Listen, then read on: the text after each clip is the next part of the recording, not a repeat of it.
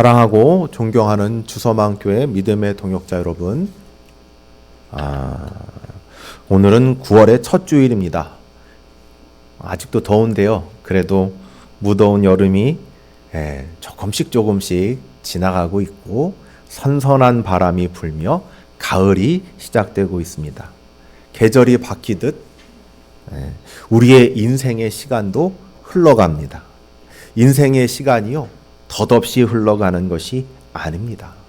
주 안에서 봄이 지나고 뜨거운 여름이 지나서 마침내 가을, 높고 푸른 하늘 아래서 우리의 인생도 저 마치 벼들이 정말 이렇게 모내기 할 때는 요만했잖아요. 그런데 점점 자라, 뜨거운 햇빛 아래서 점점 자라 익어가더니 마침내 가을, 이제 조금만 있으면, 어쩌면 지금도 그럴지 모르는데 누렇게 황금빛 들판을 이루지 않습니까? 이와 같이 하나님께서 우리에게 주신 시간을 통하여 우리의 인생의 벼들도 점점 자라고 누렇게 익어가는 황금 들판을 이루는, 아름답게 익어가고 있는 줄로 믿습니다. 신앙의 길을 걷다 보면은 누구나 낙심할 때가 있습니다. 성경 속에 위대한 선지자 엘리야도 그랬습니다. 갈멜산에서 하나님의 불이 내려서 이제 이 땅이 그 수많은 헛된 바알과 아세라의 선지자들을 다 물리치고, 또 우리가 알다시피 하나님께서 그 제사를 받으시고 그 땅에 비를 허락해 주셨잖아요. 그래서 이제 그가 생각할 때, 엘리야 선지자가 생각할 때, 이 북이스라엘이 드디어 변하겠구나, 드디어 부흥의 불길이 타오르겠구나 라고 생각했는데, 우리가 알다시피 그곳엔 누가 있었죠? 이세벨이라는 악한 왕비가 있었죠. 그 악한 왕비가 뭐라고 했습니까? 내가 저 선지자를 죽지 않으면 신들이 벌이의 벌을 내게 내리실 것이다. 그 소리를 듣고 전혀 변하지 않는 현실의 장벽을 느끼고 그는 도망가야 했던 것입니다. 그래서 뭐라고 얘기합니까? 하나님 앞에 여호와여 넉넉하오니 내 생명을 거두시옵소서. 모든 것이 끝났다고 느꼈습니다. 정말이지 그만하고 싶었습니다. 그런데 하나님은 그런 엘리야 선지자를 책망하지 않으시고 숯불에 구운 떡과 물을 주시며 다시 길을 걸어가게 하셨습니다. 낙심한 선지자를 은혜로 회복시킨 것입니다. 우리의 삶도 다르지 않습니다. 직장에서 열심히 일하지만 우리가 이런 만큼 성과가 나오냐? 그것도 아니죠. 혹은 얄미운 직장 상사는 내가 한 일마저도 뺏어와 버립니다. 가정에서 최선을 다하지만 오해와 갈등이 깊어지고 오히려 잘해볼수록 관계가 틀어지는 것도 볼 수 있습니다. 교회에서도 마찬가지입니다. 충성하지만 알아주는 이 없어 마음이 지쳐버릴 때가 있습니다. 마치 우리도 엘리야처럼 낙심하고 소명을 잃어버린 듯 방황하기 쉽습니다. 본문의 제자들도 마찬가지입니다. 예수님을 따르던 소명을 잃고 다시 고기를 잡으러 갔지만 밤새 아무것도 잡을 수가 없었습니다. 그러나 바로 그 자리에 부활하신 예수님이 찾아오셨습니다. 책망이 아니라 은혜로 빈 그물을 가득 찬 153마리의 물고기로 채우셨으며 숯불 위에 구운 떡과 생선을 통하여 아침상을 차려주셨습니다. 그리고 그들을 다시 사명의 공동체로 채워주십니다. 오늘 이 말씀을 통해서 우리를 세워주시고 우리를 채워주시고 우리를 세우시는 부활하신 주님에 대해서 살펴보도록 하겠습니다. 먼저요, 베드로는요 3절에 이렇게 말합니다. 글씨가 작죠? 다음 주부터는 키우도록 하겠습니다. 3절에요. 나는 물고기를 잡으러 가노라. 이 말은 단순히 생계를 위한 선택이 아니었습니다.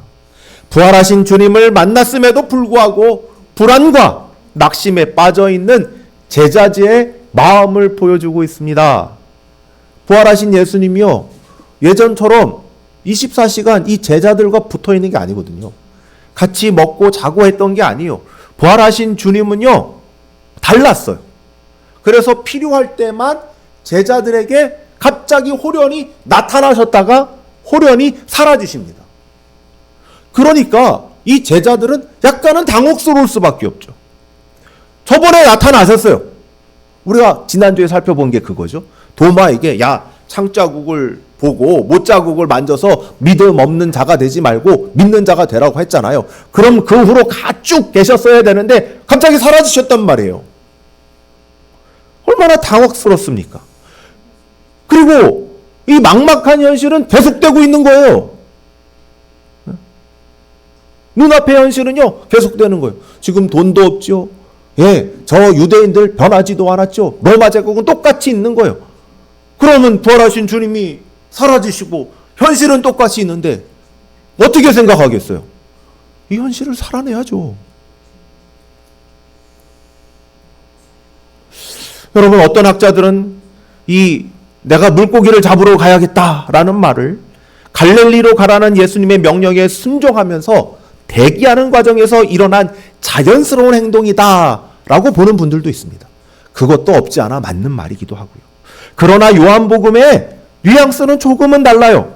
만약 베드로의 말이 단순한 기다림이었다면 성경은 굳이 그 밤에 아무것도 잡지 못했다라고 말할 필요가 없어요. 네, 예수님도 물을 필요가 없어요. 너희에게 고기가 있느냐? 아무것도 없습니다. 요한은 제자들의 마음이 얼마나 낙심에 눌려 있는지 그 체념의 무게를 이 말을 통해서 보여주고 있는 것입니다. 예, 내가 물고기나 잡으러 가야겠다라는 말은 사명을 배반하는 반역까지는 아니지만 부활을 경험했음에도 여전히 불안과 막막한 현실 앞에서 이제 다시 현실을 살아야지 뭐 어쩔 수 없나 보다 라는 말과 같습니다. 이 모습이 엘리야와 같지 않나요? 엘리야가 기대했잖아요. 이제 이스라엘이 바뀔 것이다. 이제 부흥의 불길이 솟아오를 것이다 라고 했지만 현실이 달랐나요? 현실은 다르지 않았어요. 여전히 살기등등한 이세벨이 있었고 여전히 저 아합과 저 북이스라엘의 지도부는 하나님께로 진정으로 회개하고 돌아올 마음이 조금도 없었어요. 이런 위협 앞에서 낙심하여 광야로 도망친 엘리야는 말입니다. 아까 봤던 것처럼 여호와여 이제 넉넉하오니, 여기서 넉넉하다는 게 넉넉합니다 이런 뜻은 아니잖아요. 이제 충분하지 않습니까? 이런 뜻 아닙니까? 제가 할 만큼 했잖아요 라는 뜻 아니겠습니까? 내 생명을 거두시옵소서. 하나님의 사람, 승리를 경험한 엘리야 선지자도 현실 앞에서 쉽게 무너져 내리고 절망할 수밖에 없었습니다. 우리의 현실도 다르지 않습니다. 주님을 믿고 사명을 붙들겠다고 다짐했지만 현실이 만만치가 않죠. 변하지 않는 남편과 아내, 변하지 않는 부모, 엇나가는 자녀들, 치열한 경쟁과 이기적 생존의 논리가 지배하는 직장과 기업의 현장, 열심히 살아도 공허함만 남는 우리의 삶. 우리는 베드로처럼 물고기나 잡으러 가야겠다. 그냥 직장이나 나가야지 뭐. 학교나 가야지 뭐. 이런 거죠. 그런데 성경은 이렇게 기록합니다. 그 밤에 아무것도 잡지 못했다. 제자들이 밤새도록 수고했지만 단 한 마리의 물고기도 걸리지 않았습니다. 주님께서 확인시켜주는 것도 바로 이것입니다. 얘들아, 너에게 고기가 있느냐? 주님의 질문은 책망이 아니라 제자들이 처한 공허한 실패와 낙담을 드러내주는 은혜의 질문입니다. 우리의 삶도 마찬가지입니다. 주님 없이 애쓰고 수고하면 겉으로 무엇인가 이룰 것 같아 보여도 직장에 나가면 그래 직장이나 나가야겠다. 그래 학교 나가야겠다. 그래 내 사업장이나 가야겠다. 그래, 친구나 만나야겠다. 그래, 뭐나 해야겠다. 뭘 해서 열심히 해도 우리에게 남아있는 건 빈 그물. 한국 사회의 현실 속에서 더 잘 살아보겠다고, 더 성공해보겠다고 밤낮 없이 달리지 않습니까? 그러나 돌아오는 거는 피곤뿐이고, 가정은 점점 바스러지고, 사랑은 사라지고 무너지고 있고, 우리의 마음도 공허해지고 있지 않습니까? 바로 그때 주님이 우리에게 묻는 것이죠. 누구누구야, 너 인생에 물고기가 있느냐? 이 질문은요, 우리를 무너뜨리는 책망이 아니라 주님 없는 삶의 헛됨을 확인시켜 주시고 다시 은혜의 자리로 부르시는 회복의 초대인 것입니다. 밤새도록 말입니다. 빈 그물만 바라보던 제자들에게 새벽녘에 한 분이 다가와 그물을 배 오른편에 던져라. 그리하면 얻으리라. 그리고 제자들이 그 말에 순종을 하자 물고기가 이렇게 가득 찼습니다. 너무 많아서 자기 배로는 그 물고기를 다 담을 수가 없어서 주위의 모든 배들을 불러서 지금 끌고 가고 있는 과정입니다. 근데 여기에서 중요한 사실을 보게 됩니다. 제자들은 갈릴리 바다에서 잔뼈가 굵은 어부들입니다. 고기를 잡는 기술과 환경은 누구보다도 잘 아는 사람들이었습니다. 여러분, 지금도 물고기 잡는 그 어부들이요, 지금은 더 기술이 있겠지만 어군 탐지기 해가지고 일단 그물을 내려놓잖아요. 그물을 내려서 이렇게 요 물고기가 가운데 오면 이렇게 뜨잖아요. 네. 근데 이게요, 오른편에 그물을 던져라. 그러니까 이거를 현대 어업을 조금 아는 분들은 이거 던진다고 물고기 안 잡혀요. 안 잡아요. 네? 이거 너무나도 잘 알고 있어요. 사실 저도 이 말씀을 보면서 제자들이 어떤 마음으로 이 말을 따랐는지는 잘 모르겠어요. 그러나 분명한 것은 제자들은 그 말씀에 순종했고 따랐습니다. 그리고 그 말씀대로 정말 물고기가 어마어마하게 잡혔어요. 이거는 단순히 물고기를 잡는, 물고기를 많이 잡아서 로또다라는 사건이 아니라 말씀으로 다시 일어서게 되는 일대의 신앙의 사건이었던 것입니다. 말씀은 인간의 경험과 계산을 뛰어넘고 순종하는 자에게 풍성한 은혜를 주는 것입니다. 그리고 이 사건은 우리에게 두 가지를 보여주죠. 뭘 보여주죠? 밤새도록 애쓰는 인간의 수고는 헛수고가 될 수 있다. 둘째, 인생이 하나님의 말씀에 순종할 때 풍성한 열매와 의미가 드러난다. 그렇죠? 같은 바다였잖아요. 같은 그물이었잖아요. 다른 건 말씀에 순종하느냐 마느냐에 없었어요. 순종했더니 같은 바다, 같은 그물에서 어마어마한 물고기가 잡혔던 것입니다. 이 장면은 단순히 기적의 사건이 아닙니다. 처음 주님께서 이 제자들, 어부인 이 제자들, 베드로와 야고보, 이 모든 제자들을 불렀을 때 했던 사건의 재현입니다.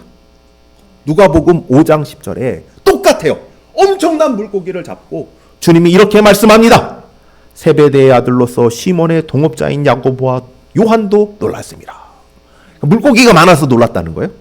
예수께서 시몬에게 이르시되, 시몬은 베드로를 얘기합니다. 이르시되 무서워하지 말라. 이제 후로는 내가 사람을 취하리라 하시니. 그래서 마태복음엔 유명한 말씀이죠. 너희가 어떤 어부가 된다고요? 사람 낚는 어부가 될 것이다. 바로 부활하신 주님이 이 말씀, 이 처음 주님을 만났던, 소명을 받았던 이 사건을 다시 재현하고 있는 것입니다. 베드로와 제자들에게 뭘 알려주고 있는 거예요? 너희는 사람 낚는 어부야. 그 소명을 다시 확인시켜주고 있는 것입니다. 그때 요한은 눈치 빠르게 깨닫고 고백합니다. 처음엔 몰랐어요. 주님인지 모르는지 몰랐는데 이 요한이 깨닫는 거예요. 베드로에게 주님이시다. 그러니까 베드로가 이 옷을 하다 보면 이게 아마 더우니까 상체에 벗었겠죠. 이제 겉옷을 챙겨가지고 물속에 첨벙 뛰어들어서 수영해서 주님께 다가가는 거예요. 그는요, 과거의 실패로 인한 부끄러움도 있었지만 주를 향한 갈망이 더 커져갔습니다. 주저하지 않고 겉옷을 두른 뒤에 곧장 물속으로 뛰어들었습니다. 이 모습은 단순히 정말 급하구나 성격이, 정말 열정이 넘치구나 그런 것이 아니라 부활하신 주님을 다시 붙들고 잃어버린 소명을 회복하려는 몸부림이었던 것입니다. 여기서 분명한 대비가 있죠. 불과 조금 전만 해도 제자들은 가까이 계신 주님을 몰라봤습니다. 그러나 이제 은혜의 풍성한 결과 앞에서 영적인 눈이 열리고 주님이시다. 사건이 대비가 되니까 주님이시다. 주님이시다. 이런 고백이 터져 나오며 절망과 체념 속에 주님을 알아보지 못했지만 은혜를 경험할 때 비로소 주님을 알게 되었던 것이죠. 사랑하는 믿음의 동역자 여러분, 이 점을 선명히 보여주는 최근의 역사적 사례가 있습니다. 미국의 스미스턴 커뮤니티 교회가 있습니다. 커뮤니티 교회는 우리로 치면 어느 동, 어느 마을이란 뜻입니다. 뭐 따로 의미가 있는 게 아니라 저기 보면 우리도 보면 이 동네 오다 보면 상암동 교회, 연희동 교회, 공덕동 교회 있지요. 그런 뜻입니다. 그런 뜻. 근데 거기에는 인구가 500명밖에 안 돼요. 그러니까 교회가 클 수가 없죠. 500명인데 어떻게 큽니까? 네? 시골 교회가 그래요. 주민들 다 해봤자 100명 안 되는 시골 마을이 꽤 많아요. 여기에 목회자인 스티브 그레이 목사님은 오래전부터 지친 마음으로 교회를 섬겨왔어요. 이 교회가 더는 성장하지 못할 거야 하는 거라 체념하는 마음뿐이었어요. 그런데요, 그 교회에 부흥이 임했어요. 교회는 수만 명이 넘는 사람들이 찾아오게 되었어요. 그곳은 절망과 헛된 수고가 있는 것이 아니라 하나님의 말씀의 은혜가 있었을 때 전혀 새로운 열매가 있었던 것입니다. 우리가 지금 빈 그물 곁에 서 있다 할지라도 말씀의 순종의 은혜가 임하면 빈 그물이 풍성한 그물로 바뀔 수 있습니다. 주님은 빈 그물 곁에 있는 우리에게 다시 오십니다. 현실의 장벽 속에서 낙심한 우리를 찾으십니다. 그리고 말씀으로, 은혜로, 복으로 우리의 빈 그물을 채워주십니다. 그래서 우리의 소명을 다시 일깨우는 것이죠. 제자들이요, 배에서 나와 이제 보니까 주님이 아침상을 차려오셨어요. 숯불에다가 떡도 구워 놓으셨고 물고기도 구워 놓으셨어요. 부활하신 주님이 친히 아침을 준비하신 것입니다. 어쩌면 체념한 제자들, 이 제자들은 주님이 다시 오셔서 우리를 책망할지 모른다 라는 마음도 있었을 겁니다. 그러나 오히려 주님은 식탁을 차려주십니다.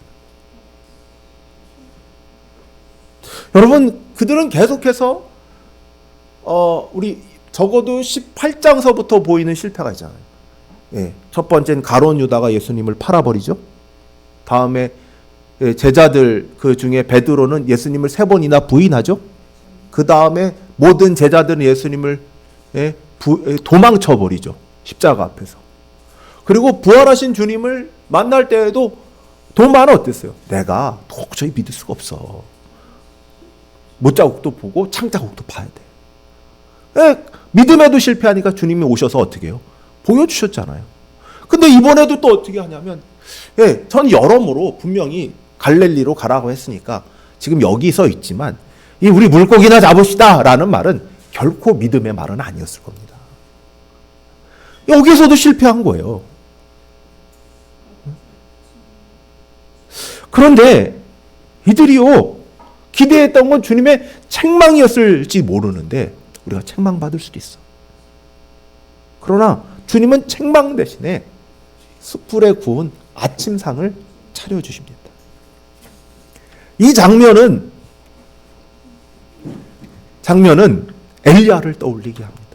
광야에서 지쳐 쓰러진 엘리야에게 하나님이 숯불에 구운 떡과 물을 주시잖아요. 여러분, 엘리야가 배가 고팠겠죠. 근데 이 숯불에 구운 떡,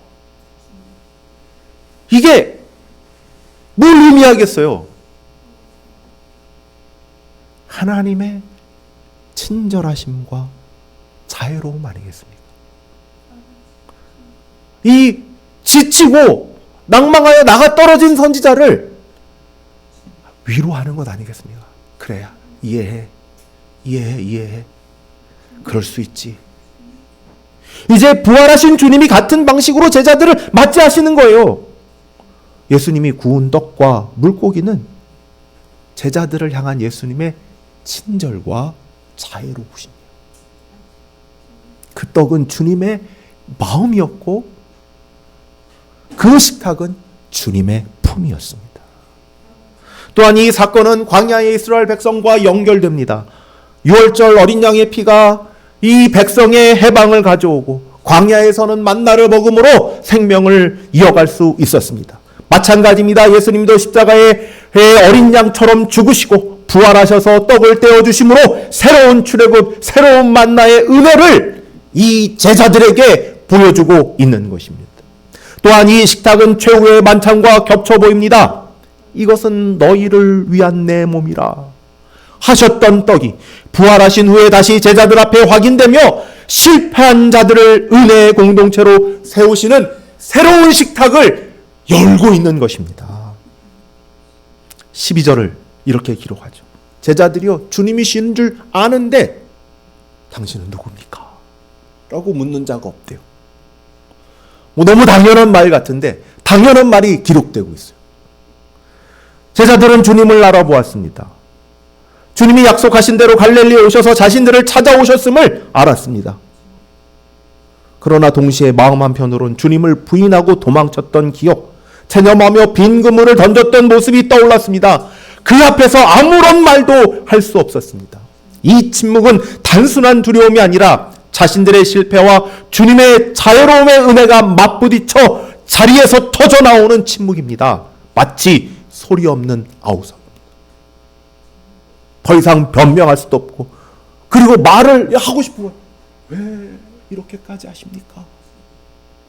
우리가 뭐라고, 내가 뭐라고 왜 이렇게까지 하십니까? 라는 말이 할 수 없는 말, 표현되지 않고 입으로 나오지 없는 말이 표현되는 현장이 바로 그곳이었던 것입니다. 사랑하는 주소망교회 믿음의 동역자 여러분, 이것이 바로 교회의 시작입니다.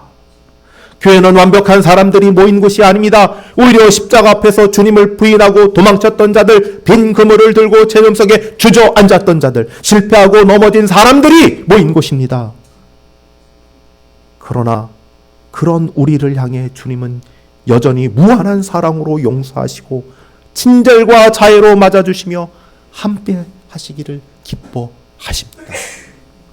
주님은 오늘도 우리에게 책망 대신 숯불 아침상을 차려주십니다. 실패한 제자들에게 너희는 여전히 내 제자다, 너희는 여전히 사람을 낚는 어부다라고 말씀하셨듯이 우리에게도 여전히 사명을 회복시켜 주십니다. 더 나아가 숯불 식탁 앞에서 함께 앉으셔서 새로운 공동체로 회복시킵니다. 그 새로운 밥상에서 우리는 예수님의 사랑을 먹습니다. 우리는 예수님의 용서를 마십니다. 우리는 예수님의 회복을 삼킵니다. 사랑을 다시 배우고 다시 용서를 경험하며 다시 사명을 붙듭니다. 교회란 바로 이렇게 넘어진 자들을 붙드시고 은혜로 세우시고 주의 품 안에 이루어지는 공동체인 것입니다. 말씀을 맺고자 합니다. 사랑하는 주소망교회 믿음의 동역자 여러분, 오늘 본문은 세 가지로 우리에게 말씀합니다. 첫째, 제자들은 소명을 잊고 체념 속에서 빈 그물을 던졌습니다. 둘째, 주님은 그들의 그물에 풍성한 물고기를 채우시며 소명을 다시 일깨워 주셨습니다. 셋째, 주님은 숯불 나침상을 차려주시며 새로운 공동체로 회복시켜 주셨습니다. 이 은혜의 식탁은 제자들에게만, 그 2000년 전 제자들에게만 해당하는 것이 아니라 우리에게도 해당됩니다. 우리의 실패와 체념 속에 낙심할 때가 있죠. 그런데 주님은 여전히 우리를 용서하시고 다시 세워주십니다. 복음 전도자 D.L. 무디는 이렇게 말했다고 합니다. 나는 성공보다 실패를 통해 더 많이 배웠다. 실패는 나를 무너뜨리는 것이 아니라 오히려 하나님께 더 붙들리게 했다. 사랑하는 여러분, 우리의 삶의 현장에서, 선교의 현장에서 소명을 잃어버리고 망각하고 체념하는 순간이 있습니다. 우리는 완전하지도 않고 성숙하지도 못했고 미성숙하며, 그리고 늘 완벽하게 일을 하는 것이 아니라 항상 실수투성이입니다. 항상 후회투성이입니다. 그러나 주님이 있기 때문에 끝이 아닙니다. 주님이 다시 우리를 일으켜 세우십니다. 주님은 우리를 끊임없이 뜨겁게 사랑하고 있습니다. 쓰러진 자들을 다시 세웁니다. 실패한 자들에게 다시 소명을 주십니다. 체념 속에 있는 자들에게 새로운 공동체 식탁으로 부르십니다. 교회는요, 실패한 사람들이 모여 주님의 은혜로 다시 일어나는 공동체입니다. 이것이 교회입니다. 이것이 우리를 향한 우리 주님의 사랑과 용서와 회복입니다. 기도하겠습니다. 하나님 감사합니다.